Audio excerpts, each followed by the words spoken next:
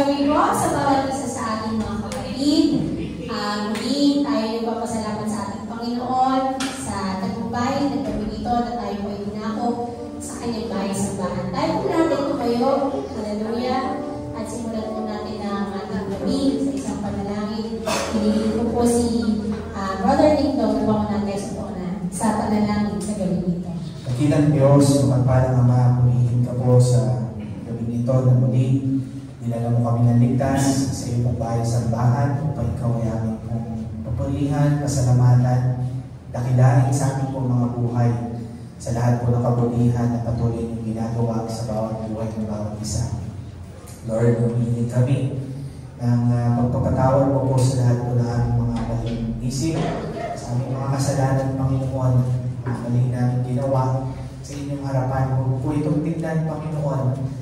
Hinihiling namin, Panginoon, ang iyong biyaya at ang iyong awa na patawarin kami sa aming kasalanan sa gabi nito, God.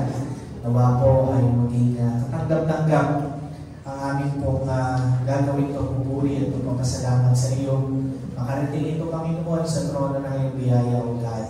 At hinihiling din po namin, Panginoon, na sa aming mga kapatid na wala pa sa lugar na ito, Panginoon, ikaw po ang magpaalala sa kanila sa halaga ng gawain ito, Panginoon. Nawa po ay tilusin mo kanilang mga espiritu at nawa ang ingatan mo sila sa kanilang papunta pa lang dito, Panginoon. Dahil mo sila sa anumang kapahamakan at makasama namin sila sa gabi ito sa pagsamba sa iyo, God.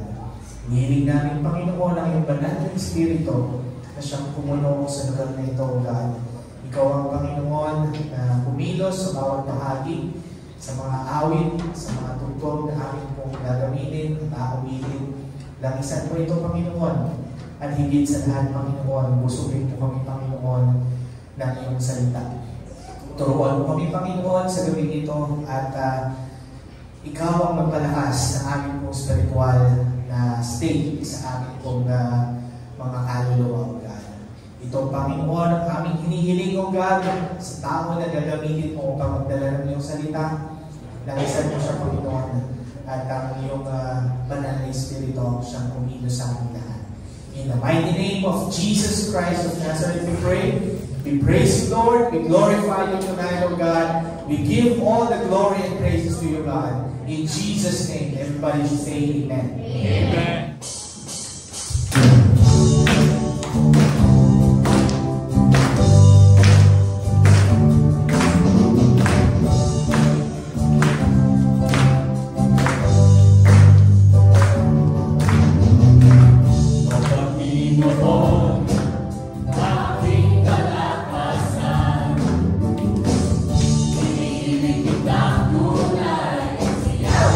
Ang batong di matigiba.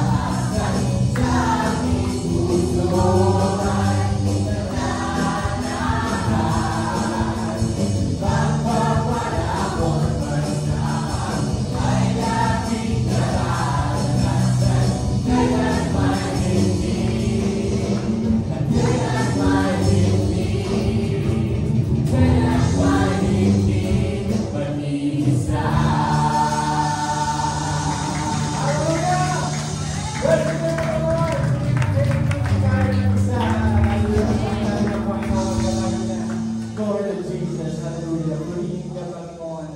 Tunay na napakabuti mo, Lord. Tapat ka, Panginoon, kailan pa man. Hallelujah. Lord Jesus. Patuloy natin siya sa mahinay gabi. Lord God. Hallelujah.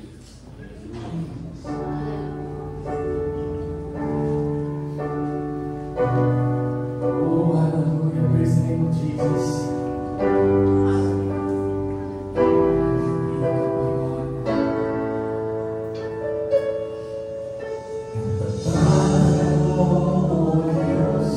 Tunay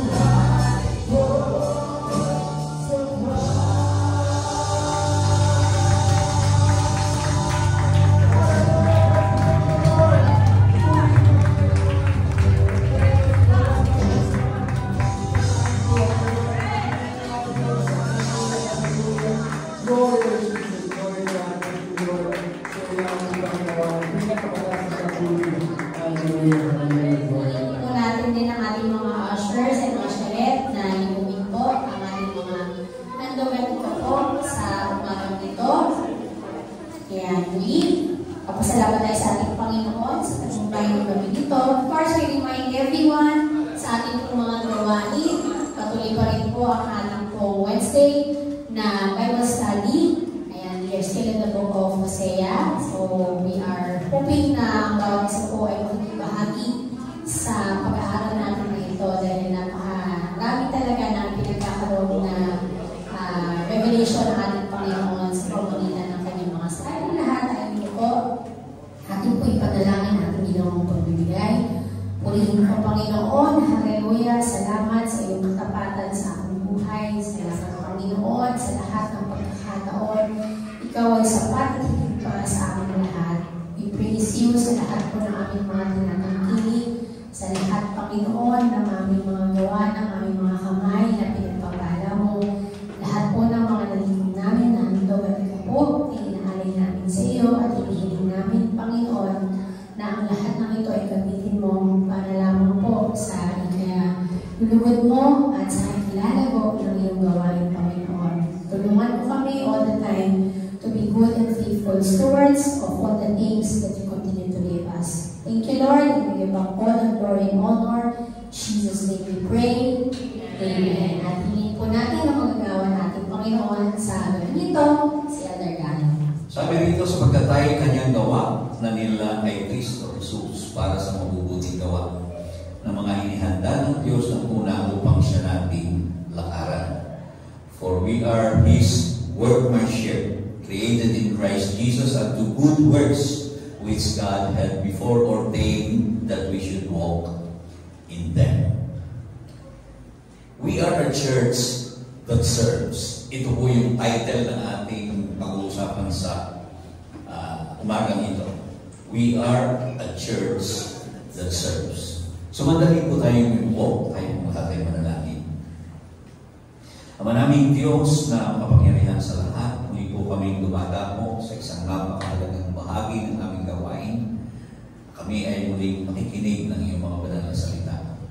Panginoon, samahan mo po kami sa oras na ito. Gabayan mo kami ng iyong Santo Espiritu, Panginoon. Ikaw ang maglagay sa iyong lingkod at sa bawat isang gagamitin, sa bawat isang nakikinig. At hayaan mo, Diyos, na dumaloy ang biyaya mula sa iyong mga banal na salita. Umaasa po kami, Panginoon, sa pangunguna ng iyong banal na Espiritu.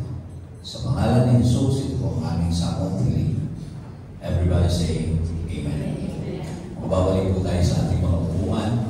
Palakpakan muna natin ang ating. We are a church that serves. Sa mga nakaraang topics natin na mga pangangaral ng ating mga kapatid, na-establish natin that we were handpicked by God.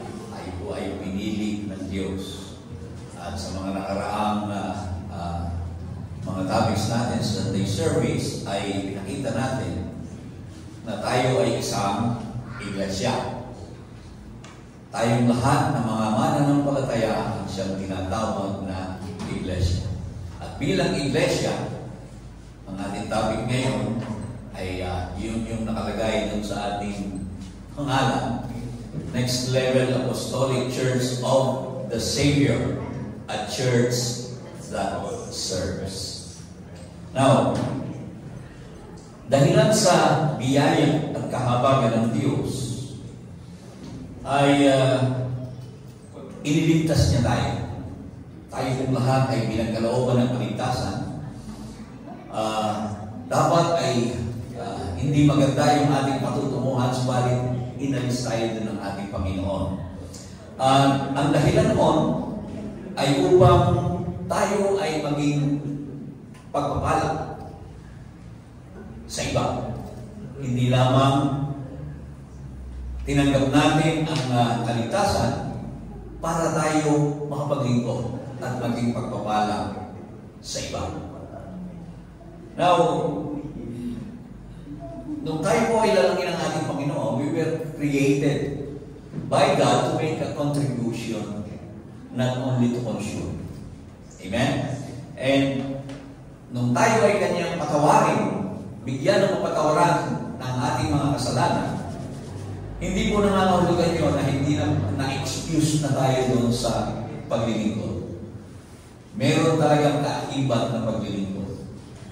And tayo po, ang sabi sa aklat ni Job chapter 10 verse 8, we were shaped by God's own hands. Sabi niya, your hands shaped me and made me. Will you now turn and destroy me? Ang iyong mga kamay ang humugis at gumawa sa akin at ngayon pumipihit ka at pinupok sa akin. Ito po yung panawagan ni Job nung siya ay makaranas ng hindi mainam na bagay. Inalaw ng Diyos sa diablo na galawin ang buhay nitong si Job. Inalis ang lahat ng kanyang mga ari-arian, ang kanyang mga kayamanan, at binigyan siya ng karamdaman. Subalit kinilala ni Job, ang sabi niya, ang iyong mga kamay ang humugis at gumawa sa akin. We were shaped and created by God's own hands. At tayo po ay naging unique. Hindi para sa pansarili nating kapakanan, kung hindi para talagang maglingkod sa ating kapwa. Yun po talaga ang ninanais ng ating Diyos. At nung tayo ay gawin ng Diyos, sapagkat ang purpose niya sa atin ay ang maglingkod, hindi niya po tayo pinabayaan. We were equipped by God. 1 Peter chapter 4 verse 10, ang sabi niya, kung paano ang bawat isa ay tumanggap ng kaloob, ipaglingkod ito sa isa't isa bilang mabubuting katiwala ng masaganang biyaya ng Diyos. Each of you should use whatever gift you have received to serve others as faithful stewards of God's grace in its various forms. So makikita po natin, ito po ay diniscuss din ni Brother Gab kanina, na bawat isa sa atin meron kaloob ng Diyos. Meron talaga tayong talento na ibinigay ang Diyos para sa atin. At yung talento na yon ay ibinigay ng ating Panginoon para ipaglingkod. To be of service to Him and to others. Hindi lamang sa ating Panginoon, kung hindi maging sa ating kapwa. Yun po ang dahilan. Yun talaga yung main purpose kung bakit sa pamamagitan mismo ng kanyang mga kamay ay nilalang tayo ng ating Panginoon. Alam naman natin yung kwento sa Genesis, nung lalangin ng tao. Di ba? Mula sa alamok, mismong kamay ng ating Panginoon ang nag-anyo sa atin. Now, sa ating, sapagkat in-equip na tayo ng Diyos, meron tayong kanya-kanyang kaloob. At yung kaloob na yun, sabi nga ni Brother Gab kanina, dapat talagang ipinaglili ko. Sapagkat tayo ay miyembro ng isang katawan. At yung katawan na yun, yun po yung tinatawag na sa kabuuan, the body of Christ, which is the church. At bawat isa sa atin ay meron talagang role na dapat ginagampanan. Sa parte ng katawan, mayroong iba't-ibang sangkap. Mayroong paa, mayroong kamay, mayroong mata. And it is for you to discover kung ikaw ba ay mata, kung ikaw ba ay kamay, o kung ikaw ay paa. Sapagkat sa katotohanan, mga kapatid, lahat tayo na miyembro ng isang iglesia, hindi lahat pastor. Naniniwala ba kayo? Hindi naman lahat ay pastor. Pero lahat tayo ministro. Naniniwala ba kayo na we are all ministers? Sapagkat pag sinabi natin ministry, it is tantamount to service. Ministry is service. Service is ministry. In 1 Peter chapter 2 verse 9, ang sabi niya, tayo po ay, we are a chosen generation. Sabi niya, you are a chosen people, a royal priesthood, a holy nation. God's special possession, that you may declare the praises of Him who called you out of darkness into His wonderful light. Ngunit kayo isang lahing pinili, isang mahalikang pagkapari, isang bansang banal, sambayanang pag-aari ng Diyos. Anong dahilan? Upang inyong ipahayag ang mga makapangyarihang gawa niya na tumawag sa inyo mula sa kadiliman tungo sa kanyang kagilagilalas na liwanag. So makikita po natin dito mga kapatid na sapagkat tayo ay bansang banal, may pagkaharing makaharing pagkasasadote, a royal priesthood, na kumbaga, pag sinabi natin ministry, hindi yun, that simply means na tayo ay nagmi-ministro sa ating kapwa. You are ministering somebody in the name of God.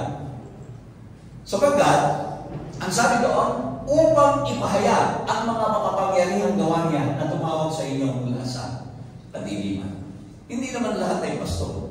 Pero, kapag tayo ay mayroong nakakausap, parte ng ating ministeryo na ipahayag ang kabutihan ng Diyos sa kanila.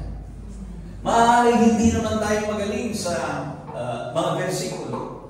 But then, doon sa ginawag ng Diyos sa iyo, you can always minister to people to tell the great things that God gave you.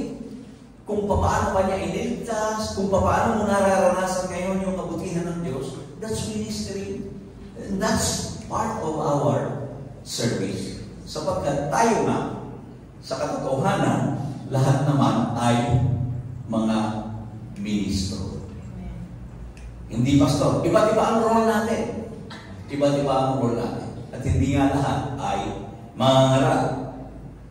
Kung tayo ay nagpapatotoo, sa katotohanan, araw-araw meron tayong nakakasalamuha. Meron tayong mga nakakausap. At yung isang pagkakataon natin na maipahayag ang kadakilaan ng Diyos. Yung ginawa ng Diyos sa atin, ipahayag yung mga makapangyarihang gawa niya na tumawag sa atin mula sa kadiliman tungo sa kaliwanagan. We can always testify, di ba? And kapag tayo ay nagte-testify, imbis na kapag ikaw ay may nakakausap, ay ang pag-uusapan ninyo ay ang buhay ng may buhay, mas maganda siguro ang sabihin mo sa kanila ay yung buhay mo ngayon kumpara sa buhay noon nung ikaw ay hindi pa nakakilala sa Panginoon. And in that way, ay makatutulong tayo o magagawa natin yung purpose ng Panginoon kung bakit niya tayo hinubog, bakit niya tayo sinye according to His purpose. At ang sabi nga, ang doon sa ating binasa, we are His workmanship. At ano ang ating gagawin? We were created unto good works, which He foreordained us para siya natin lalakaran. Alam niyo mga kapatid, kapag tayo ay gumagawa ng mabuti, lahat ng mabubuting bagay na ginagawa natin, yun po ay paglilingkod natin. Yun ay parte ng paglilingkod natin sa ating Panginoon. Akala lang natin, yung mga maliliit na bagay, maging sa ating komunidad, sa ating community, we can serve the community sa ating barangay o kung saan man tayo nakatira. Kung tayo ay nagiging isang mabuting mamamayan. Sabi nga, mga simpleng bagay lang, kung gusto mo na maging malinis sa komunidad mo, abay, ikaw yung magsimula na huwag kang tapon ng basura mo kung saan-saan. Di ba? That's one way of service. Hindi yung maliliit na bagay na yan ay isang kaparaanan para maipakita, makita ng mga tao na iba ka. Ikaw yung isang Kristiyano na, kumbaga, sapagkat ikaw ay Kristiyano, ikaw ay talagang kakaiba. Sapagkat ginawa ka ng Diyos, He shaped you for His purpose to serve others. And we can serve others by helping our community. Diba? Sa ating mga lugar. Ay, di ba napakaganda ng yung tapat mo, linis mo. Diba? Na kapag pumasok ang ibang mga tao doon sa inyong lugar, makikita yung kalinisan. Sapagkat ikaw ay marunong maglinis nung tapat mo. Eh, subukan mo. Kapag umuwi kasi kami ng Batangas, meron akong nadadaanan doon sa may bandang 5 na isang magandang bahay. Kaya pagdaan namin ni Sister Wing, sabi ko, pambihira naman ako itong may-ari ng bahay nito. Ay, ang ganda-ganda ng bahay, napakasukal ng harapan. Maganda yung bahay, pero masukal yung harapan. At nung minsan dumaan kami, sabi ko, parang narinig na yung sinabi ko, malinis na ngayon. Ang ganda na. Nakakasira ng view sa katotohanan. Maganda yung kanyang bahay, pero yung kanyang harapan, napakapit. Ang tataas ng damo, at parang hindi nalilinis. At gano'n. Ano kaya yung may-ari niya? Baka naman, sino bang may-ari nun, mga kapatid? Sa katotohanan, makakatulong siya sa kanyang community kung aayusin niya yung bagay na yun. Akala lang natin, wala tayong pakialam doon. Kapag ginagawa natin yun, meron po tayong naipaglilingkod sa ating kapwa. Amen? And just a little act of kindness. Ang sabi kasi, para sa bumubuting gawa, we were created unto good works.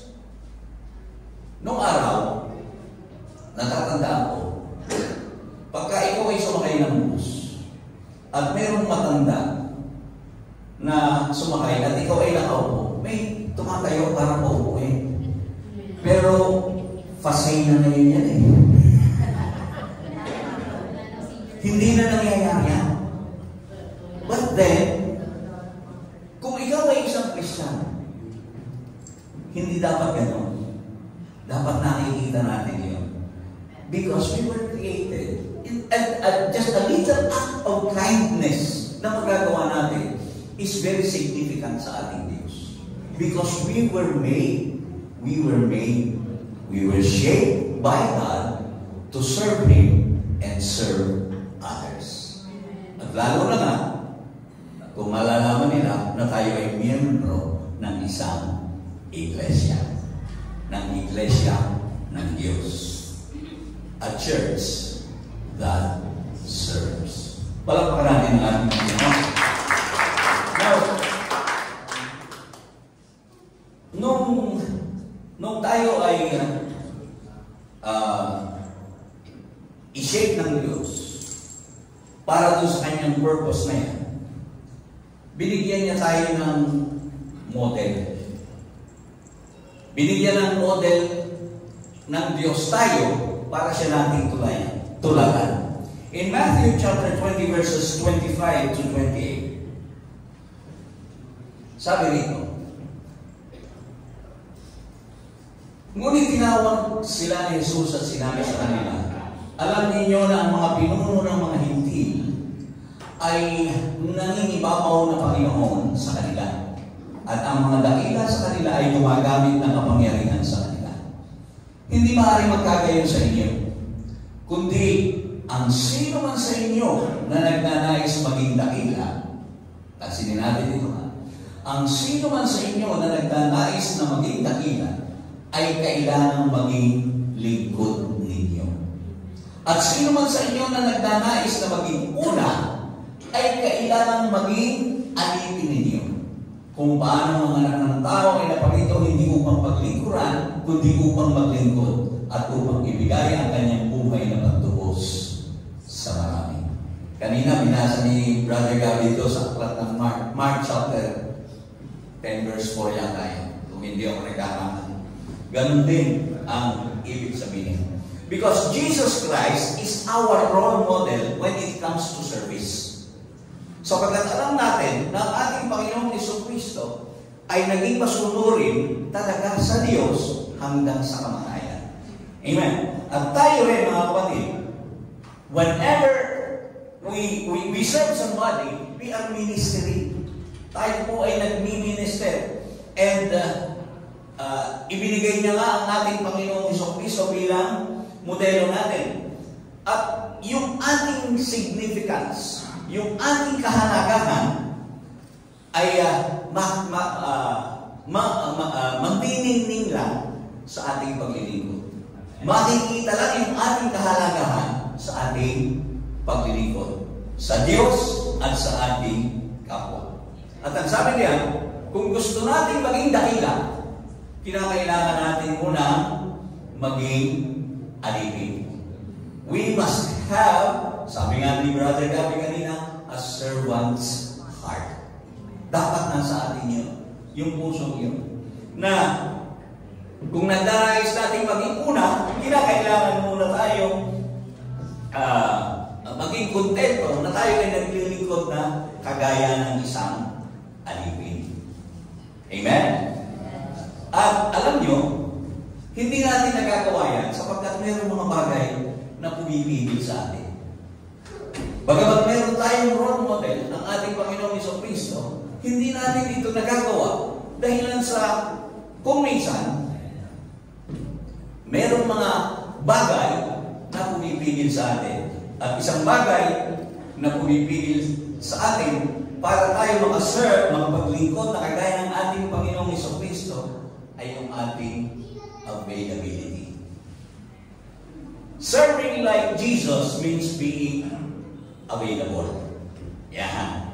Sapagkat, well, lahat tayo may kanya-kanyang kaloob. Lahat tayo mayroong kakayahan. But ability is wonderful, but God is more interested in our availability. Interesado siya dun sa ating ano ba? Availability sa Tagalog.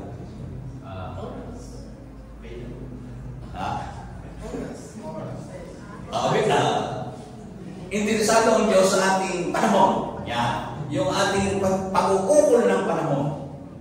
Sapagkat kahit na marunong ka, yun nga yung sinasabi natin, marunong ka nga kumanta, pero ayaw mong mag-volunteer.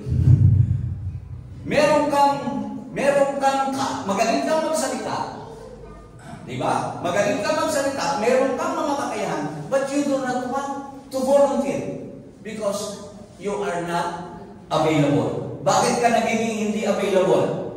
Ano ang nangyayari? In Philippians chapter 2 verse 4, sabi niya, huwag tingnan ng bawat isa sa inyo ang kanyang sariling kapakanan, kundi ang kapakanan ng iba. Kung bakit hindi tayo nagiging available, kasi masyado tayo self-centered. Diba? Kaya hindi tayo nagiging available, ang iniintindi lang natin yung ating sarili. Ang sabi kasi sa Proverbs chapter 3 verse 28, sabi diyan, huwag mong sabihin sa inyong kapwa, humayo ka at bumalik na lamang at bukas ako magbibigay. Ngayong mayroon ka naman. So, itong bagay na ito, procrastination. Kumbaga, na oras na nang, kumbaga, available ka na, ayaw mo pa, sapagkat nakatingin ka doon sa iyong sarili.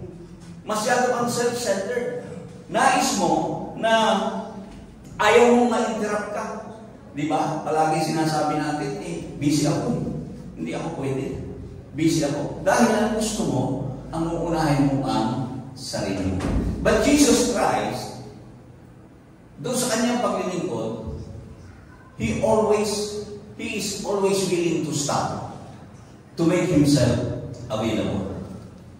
Nung siya ay magpagaling, doon sa mayroon siyang nakita, tinawag siya, Panginoon, tulungan mo kami. Ang sabi ng ating Panginoon, anong gusto mong gawin ko sa iyo? So tumigil siya at inasikaso yung tao. So, He made Himself available for that person. Now, real servants don't mind being interrupted. Ano ibig sabihin? Kahit na anong ginagawa mo, kapag nangangailangan ng iyong serbisyo, kinakailangan mong itigil yan. Because we are a church that serves. Amen. Hindi pwedeng sarili mo lang palagi ang iniintindi mo. At isa pang bagay kung bakit hindi tayo maging available, because masyado tayong perfectionist. Yan. Gusto natin, kaya lahat ayos muna, perfecto muna, bago tayo gumawa ng ating pagsiservisyo. Di ba? Gusto natin maayos muna bago tayo mag-serve. In Ecclesiastes chapter 11 verse 4, ito po ay napakagandang talinghaga. Ang sabi dito, hindi maghahasik ang nagmamasid sa hangin, at hindi mag-aani ang sa ulap ay pumapansin. Ano ibig sabihin? Whoever watches the wind will not plant, whoever looks at the clouds will not reap. Kapag ikaw ay naghahasik at lagi na tinitingnan mo kung anong magandang panahon, naghahanap ka ng magandang panahon, kung ay hindi ka magtatanim talaga, hindi ka maghahasik, at hindi ka rin naman naaani, kung palaging ang tinitingnan mo ay mga ulam. Ibig sabihin, you want everything to be perfect before you act. Yun ang ibig sabihin. Na kinakailangan, kaya hindi ka maging available because you want everything to be perfect first. Yun ang gusto mo. Pero alam nyo, sa ating paglilingkod kasi, mas maganda kung palitan natin yung prinsipyo na yun. Gamitin natin yung give your best principle. Yung gawin mo yung best mo. Na kahit na hindi perfecto, gagawin kong halimbawa. Halimbawa, ikaw, meron kang nais na shira, nais mong dalhin sa Panginoon. Huwag mong hintayin na makabisa mo lahat o makabisa mo na lahat yung verses about salvation. Huwag mo nang hintayin yun. Kumbaga, kausapin mo na siya and do your best. Do your best to convince him or her. Just give your best and God will do the rest. Yun kasi yun eh. Basta nandun yung iyong pagnanais na makapaglingkod talaga para magawa yung bagay na yun. Sapagkat, alam ninyo, yung iba, sabi niya, maglilingkod ako pagka naalis ko na lahat ng aking mga bisyo. Diba? Meron mga ganun eh. And I was once ganon. Natatandaan ko, sabi ko, magpapabaptize ako pagka naalis ko na lahat yung bisyo ko. Ang sabi sa akin ni Pastor Ping, hindi ka na makakapagpabaptize, Brother Galo. Diba? Kasi hindi mo kaya sa sarili mo yan. Yun ang sabi niya. Hindi mo kaya sa sarili mo yan. Kailangan mo ang tulong ng Panginoon. At nagising ako, o nga naman. Kasi napakaraming New Year's resolution na ang aking ginawa para itigil yung aking paninigan ninyo ay talagang walang nangyari. Pero pagkatapos na ako'y tumanggap sa Panginoon, tinulungan ako ng Panginoon, naalis ko talaga yun. Bigla. Hindi paunti-unti. Sa tulong ng Panginoon. So, tuwa ako. At doon ko nakita mga kapatid, meron pa rin mga nagsasabi, minsan, parang iniisip natin na hindi tayo worthy para maglingkod sa Panginoon. O para mag-preach dito, na hindi tayo worthy. Pero, alam niyo ba, mga kapatid, na kung ang ginagamitin lang ng Diyos ay ang mga perfectong tao, walang magagawa. Walang magyayari. Walang, kumbaga, anong natatapos dito sa mundo? Kasi wala namang perfectong tao. And God uses normal people. Pag sinabing normal, hindi perfect yun. Di ba? Normal people, natural people. Yun ang ginagamit ng Diyos, mga natural and normal people, to do the supernatural through God. Diba? So, kumbaga, yun ang nakakapigil kong minsan sa atin eh. Saan na lang ako mag-church pagka nakakanda ko yung isang bata mo na sinishare namin si Ramil. Nag-comment sa akin yun. Mabuti pa po kayo, Brother Galo, kasi kumbaga, naranasan nyo na lahat. Naranasan nyo na lahat. Paano naman po kami? Hindi pa namin naranasan yung maraming mga bagay. Kumbaga, yung sanlibutan. Ako daw, mabuti po kayo, naranasan. Kasi dati may gawain kami sa bahay noon eh. At meron kami mga kabataan na nasishare. And one of those is Ramil. Yun ang sabi niya sa akin. Sabi ko, ang hinahanap mo ako, ang hinahanap mo ay mga bagay na pansamantala. Pansamantala lang yan. At tama naman yung sinabi mo na naranasan mo na nga yan. Pero ako masasabihin ko sa iyo na hindi naman maganda. Yung mga naranasan ko niyan, kung pananatilihin mong ganyan. Pero, well, siyempre, mga bata. So, hindi rin ako busy. At, kumbaga, iisa lang yung naging bunga noon. Si, natupa ng ahas naman. Si Sister Josie, napunta sa serpent seed doctrine. Pero, na-convert yun si Sister Josie doon sa gawain namin. And, maganda naman ang kanyang buhay ngayon at nagpapatuloy siya sa Panginoon. At naniniwala siya sa baptism in Jesus' name, one God belief. Ang kakaibahan nga lang sa kanila, si Eva ay nagkaanak sa Jacob. Yun ang kakaibahan. Serpent seed. Yung serpent seed doctrine. But then masaya ako sapagkat kahit pa paano mayroong naging bunga. Now, kung bakit hindi tayo maging available because of that.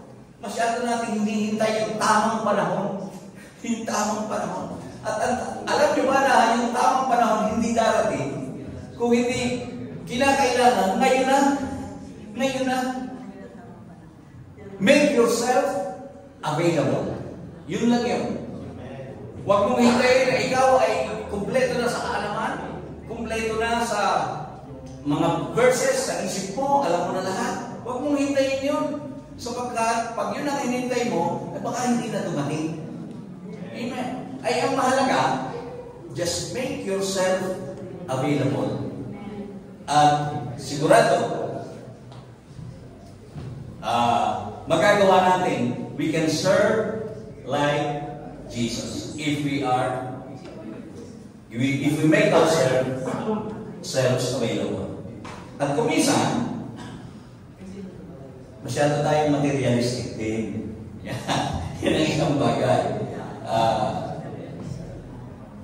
Dapat nagpapasya ka sa iyong sarili.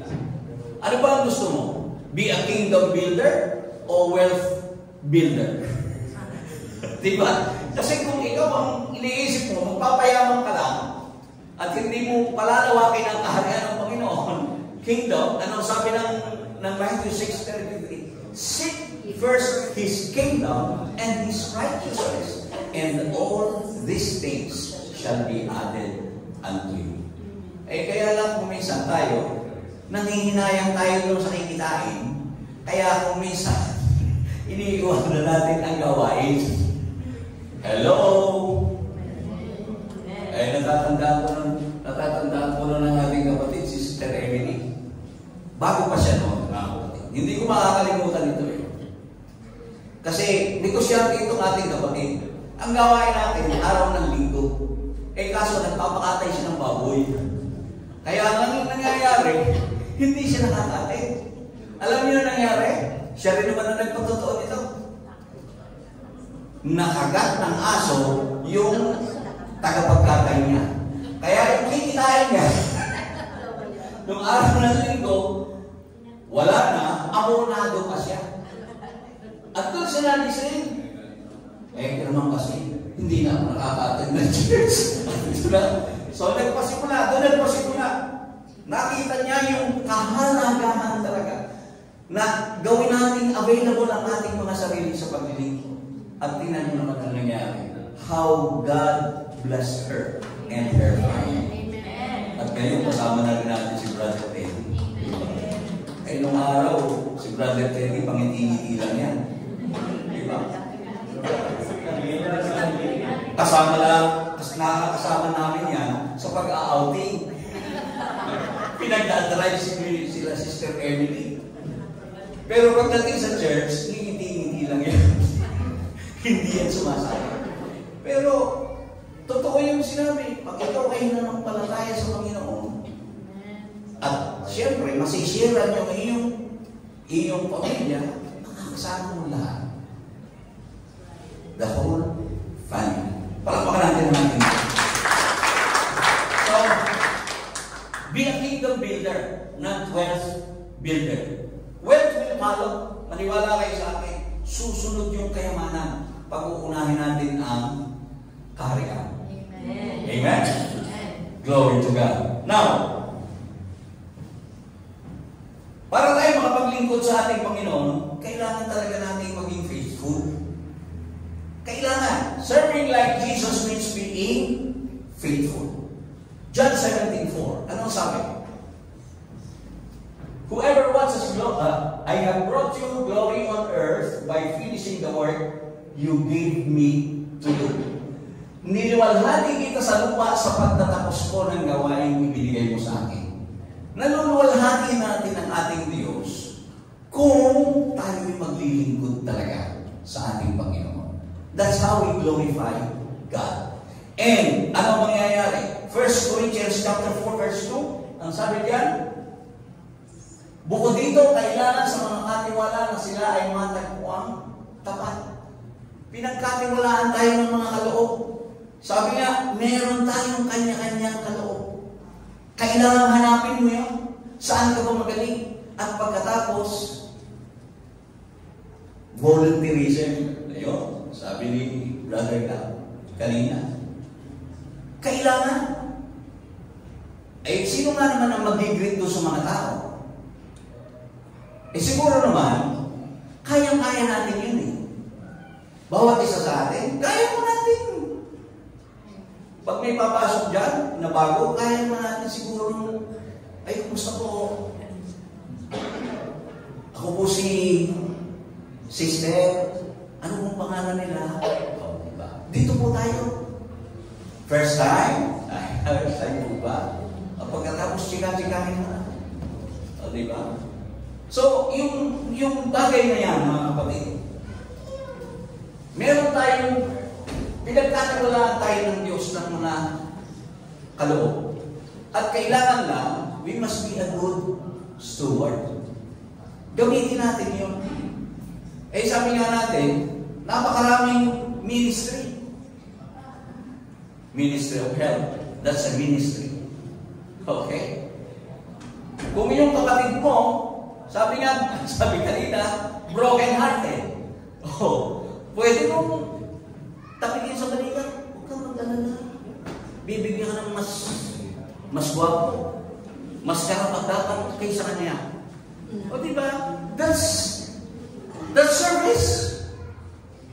At kung isang kapatid ay nakikita mo nga na medyo sumasalekwa, nakita mo na sabi ni Brother Gabi, bumibili na ng marijuana sa Shopee, abay pag sabihin mo na. Di ba? Because open rebuke is better than secret love. So that's ministry. Nakakapag-minister tayo doon sa ganung bagay. At alam nyo, hindi nga lang talaga tayo. Alam ko marami dito na talaga na pwede talagang pakinabangan yung kanilang mga talento. Maraming marunong dito. So, lahat pala tayo marunong, hindi marami. Lahat tayo marunong. Sapagkat merong ibinigay na karunungan ang Diyos sa bawat isa sa atin. Hindi nga lang natin ginagamit. Amen. Sa paglilingkod. Pero that's why we are created. Bakit tayo binuhog ng Diyos sa kanyang sariling mga kamay? In-equip muna tayo para masunod yung purpose niya sa atin. And that is to serve Him and serve others. Kaya nga ang unang utos, love Him.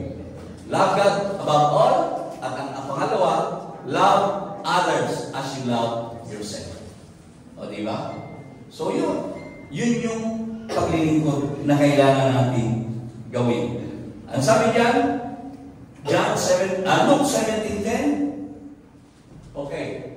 Sabi diyan, gayon din naman kayo. Kapag nagawa na ninyo ang lahat ng mga bagay na iniutos sa inyo, inyong sabihin, kami mga alipin walang kabuluhan, ginawa lamang namin ang aming katungkulan. Kapag tayo, mga kapatid, ay sumunod sa ating Panginoon, we are just obeying. Ginagawa lamang natin yung ating mga tungkulin. So, ibig sabihin, hindi naman natin talaga pwedeng ipagmalaki yun. Sapagkat, we are just obeying God.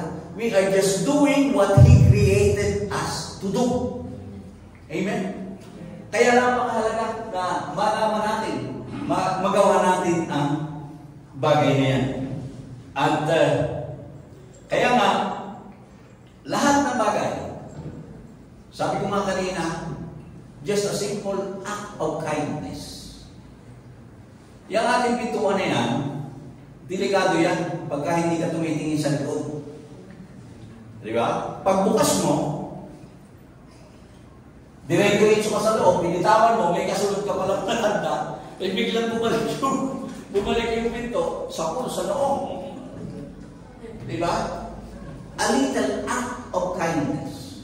Yun bang alam mo meron kang kasunod, ipagbukas mo muna. Sige po, mauna na kayo. Diba? That is very significant sa ating Panginoon. Lahat yan, nakikita na natin yung Diyos. At ang sabi nga, 1 Corinthians 15:58, huwag tayong magsama sa paggawa ng mabuti.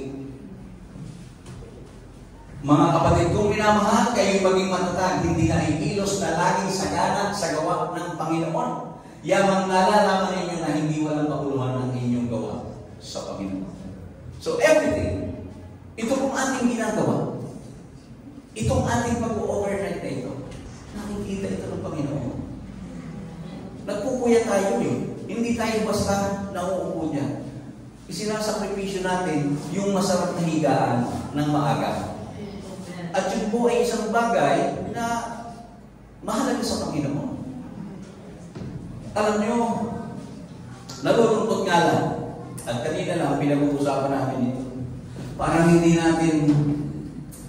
nati-defeat yung purpose nitong ating overnight. Parang nati-defeat yung purpose. And next week, we will have a meeting para ayusin natin yan. Kasi tingnan niyo itong ating bilang. And we created this overnight, this worship marathon, para ma-uplift ang spirituality ng ating mga kapatid. And it seems, yun lang ating spirituality ang na-uplift. Iilan lang. Kasi may uplift. Ha? Kasi may uplift talaga. So, kailangan talaga siguro baguhin natin. And nag-iisip kami ng solusyon. And I hope maging maayos po yung ating iniisip na ito at pakinabangan talaga ng marami. Praise the Lord. Baka naman natin ang ating Diyos. Now, ang sabi sa Matthew chapter 10 verse 42, sino mang magbigay ng kahit isang basong tubig na malamig sa isa sa maliliit na ito, sa pangalan ng isang alagad, katotohanan sinasabi ko sa inyo, siya na hindi siya mawawala ng kanyang gantimpala. So, yun po yung sinasabi natin. Just a little act of kindness is very significant to God. Napakahalaga mo. Kung ikaw ay nakakatulong sa iyong kapwa, sa isang maliit na bagay lang, nagpaupo ka ng buntis nung nakasakay sa bus, o ikaw ay kumbaga nag-offer ka ng payo doon sa isang nauulanan, di ba? Mga maliliit na bagay, pero that is very significant sa ating Panginoon. And lahat ng bagay, kahit na maliit na bagay lang, kahit dito, sabi nga ni Brother Gabi kanina, yung ating paglilinis, yung pag-aayos natin ng silya, yun po ay nakikita ng Panginoon at mahalaga sa paningin ng Diyos. And ang tunay na mga servants, ginagawa nila ang kanilang mga tungkulin with equal dedication because they know it all matters. Kumbaga, dedicated ka. Kahit na gano'n, na ang role mo ay tagapag-ayos lang ng silya, maging dedicated ka sa bagay na yun. Sapagkat it matters to God. Amen. At parte yun kung bakit ka sinye ng Diyos ng kanyang mga kamay. Now, we were chosen. Di ba? John chapter 15, verse 16. Ano sabi? Ako'y hindi niyo pinili. Kayo, ngunit kayo pinili ko. At itinalaga ko kayo upang kayo'y humayo at magbunga. At ang mga bunga ninyo ay mananatili upang ang anumang inyong hingin sa Ama sa aking pangalan ay ibigay niya sa inyo. So makikita natin, God chose us to accomplish His purpose. Amen. Ano yun? To serve Him and serve others. Amen? So, tatapusin ko po ang ating pangangaral sa aklat ng Hebrews chapter 6, verses 10 to 12. Hebrews chapter 6, verses 10 to 12. Sapagkat ang Diyos ay hindi masama. Hindi niya kaliligtaan ang inyong gawa at ang pag-ibig na inyong ipinakita sa Kanyang pangalan sa inyong paglilingkod sa mga banal, gaya ng ginagawa ninyo ngayon. At nais namin na ang bawat isa sa inyo ay magpakita ng gayunting sigasig upang inyong malaman ang ganap na kahiyakan ng pag-asa hanggang sa katapusan, upang kayo'y huwag maging mga tamad, kundi mga tagatulad kayo sa kanila na sa pamamagitan ng pananampalataya at ng pagtitiis ay nagmamana ng mga pangako. So kung tayo ay magpapatuloy mga kapatid, God will never forget everything that we do to serve Him and serving others. Hindi kalilimutan ng Diyos yan. And ganyan po tayo ginawa ng Diyos. We were shaped by God to be like that, to do that. Ephesians 2 verse 10, we are His workmanship, created unto good works. Amen. Which He had foreordained para siya nating lalakaran. So huwag tayong manghinawa because we are a church that serves. Amen. Tayo po natin tumayo. Purihin ang ating Panginoon. Manalangin po tayo sa ating pagtatapos sa umagang ito. Hallelujah. Dakilang Diyos, sumong banal, pinupuri ka namin at pinasasalamatan sapagkat muli ay ipinakita mo sa amin ang kahalagahan namin bilang iyong mga lingkod. Lord, dalangin po namin na patuloy kaming makaganap sa layunin mo sa bawat isa sa amin. Anumang bagay na aming gagawin, Panginoon, simula sa oras na ito, isaisip namin na ang lahat ng aming gagawin ay parang paluguran ka at makapaglingkod kami sa aming kapwa. Panginoon, ganito po kami ginawa. At ito po ay yung layunin para sa aming lahat. Lagi mong ipaunawa sa amin na sa lahat ng bagay na aming gagawin ay malagay ito sa aming mga puso at sa aming mga isipan na talagang kami ay mga servants. We are here to serve you. We are here to serve others. At huwag namin ipagkait ang aming mga sarili, bagkus lagi namin gawing available sa lahat ng nangangailangan.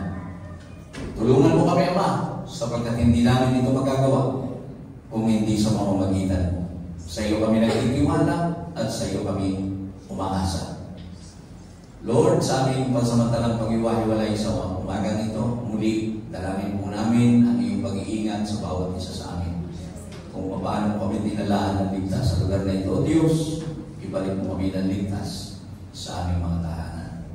At hayaan mo, Panginoon, ng iyong pag-ibig, ang iyong kapangyarihan, ang iyong pagtubay, ang patuloy na sumama sa bawat isa sa amin. Sa iyong lahat ng papuri, pasasalamat at kalwalhatian. Sa pangalan ng aming Panginoong Yesu Cristo. Amen. Amen. Ang biyaya ng ating Panginoon, ang kanyang pag-ibig at ang pag-ibisa ng Banal na Espiritu ay sumainyo noon lahat. Tayo pong lahat ay kamayan sa